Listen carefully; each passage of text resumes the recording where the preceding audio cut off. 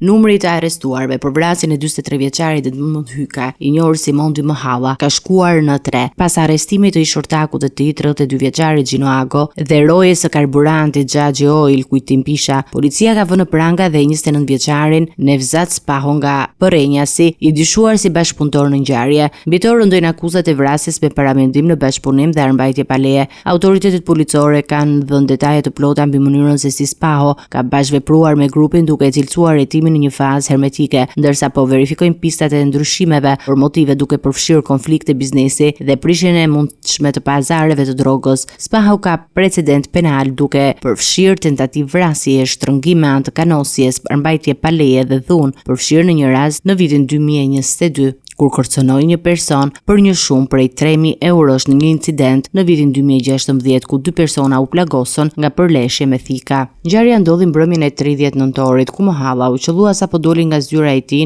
në karburantin Xhaxhi Oil dhe hyri në makinën e tij. Njëri nga autorët doli nga makina tip Audi dhe i qelloi me 2 plumba në kokë dhe 1 në trup, duke shkaktuar vdekjen e menjëhershme.